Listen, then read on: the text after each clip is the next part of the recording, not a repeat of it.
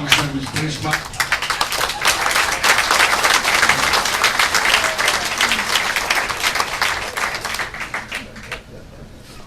Yeah, I like that. You can speak as long as you want. He told me before I came up, you got 5-10 minutes, but my wife told me that before I left, so if I end on time, you please report it back. General, that was amazing. That is awesome.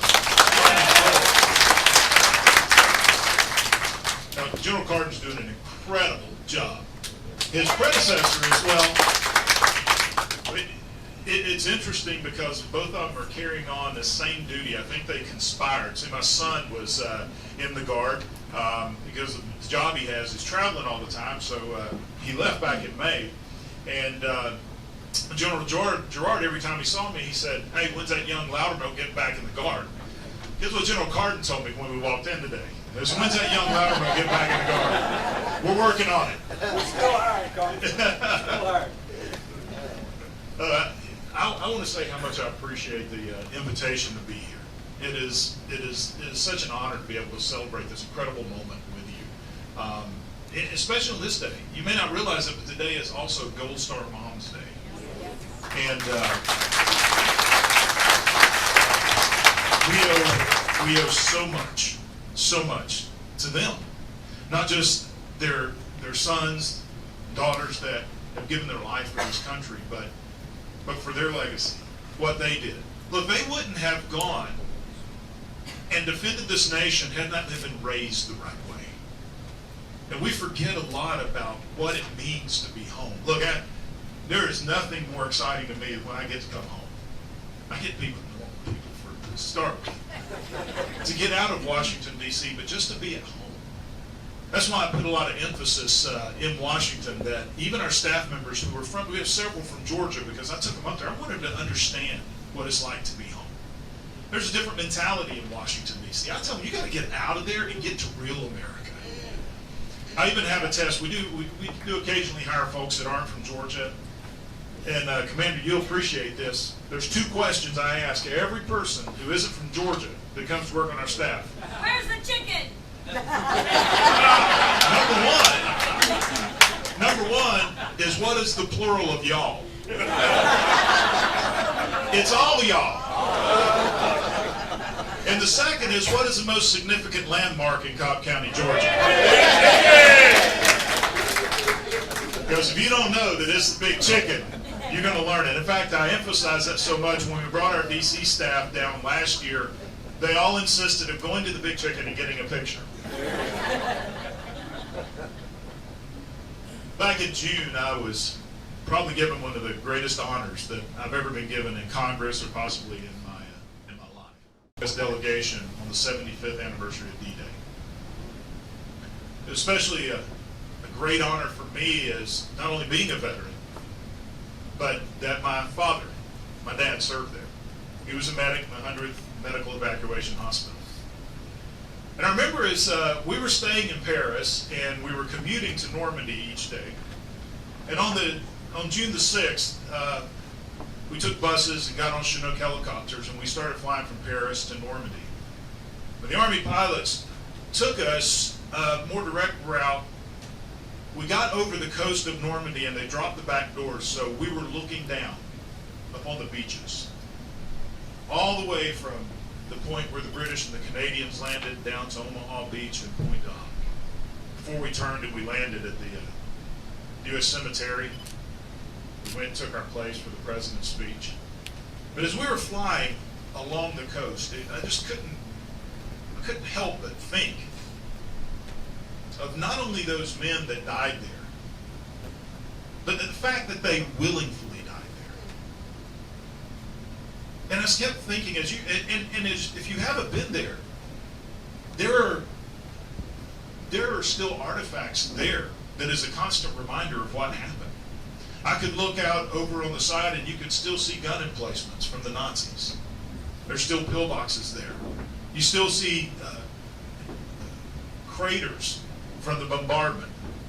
There's still the concrete docks that were brought in to offload the equipment after we secured the beachhead. And then as you get to Omaha Beach, there are rows and rows and rows of headstones and white crosses. Those are the ones who didn't get to go. There are many that probably here, I imagine there's a good number of your massive membership that aren't originally from Georgia. But one thing I've seen about the American Legion, it doesn't matter which Legion Hall I go to, I feel like I'm part of family.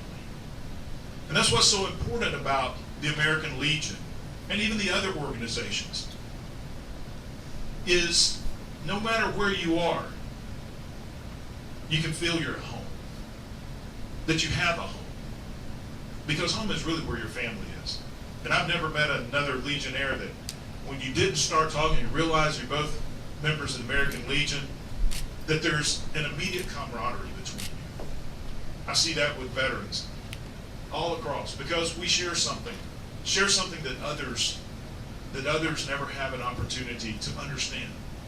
Because when you really think about, to really put it in perspective, and you think about those Higgins boats pulling up to the beaches on at Omaha Beach, and when those ramps fell down,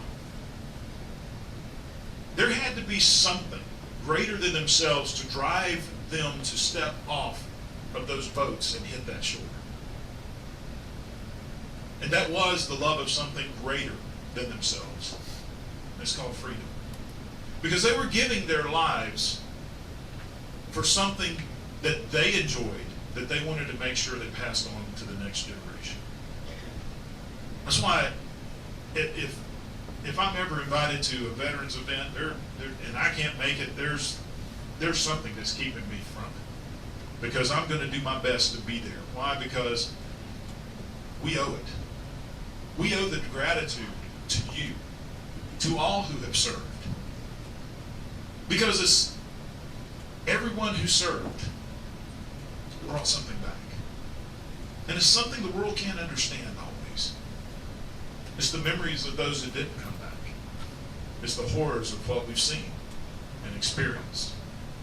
It's understanding that dedication. It's something else that I've often thought of, that I wish people would understand about those who served in the military and are still serving today. Because I'm asked that quite often. Why is the American Legion so important to veterans? Why is it that people just don't get out of the military, stay out? It's something that I think is embedded in us from the very moment that you take the oath of office. Because if you look at that oath of office, and we raise our right hand, and we swear that we will defend the Constitution, it's something that's put inside of your soul.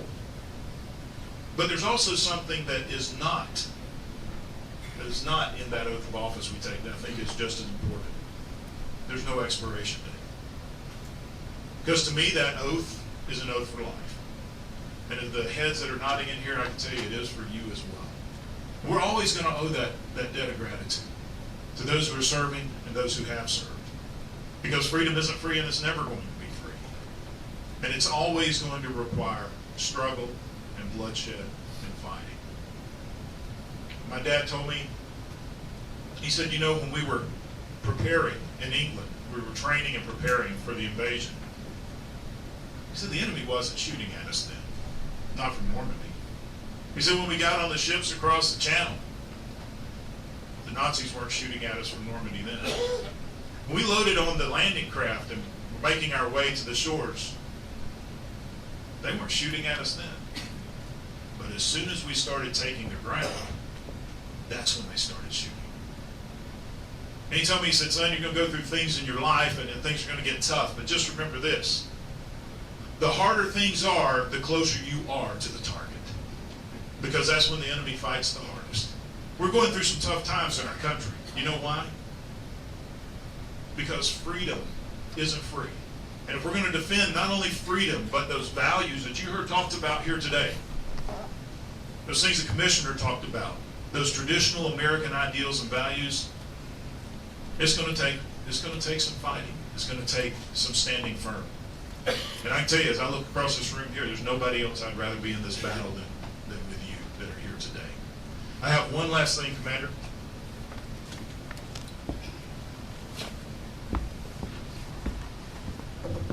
took the honor when I received the request of having entered into the official record of the United States Congress a recognition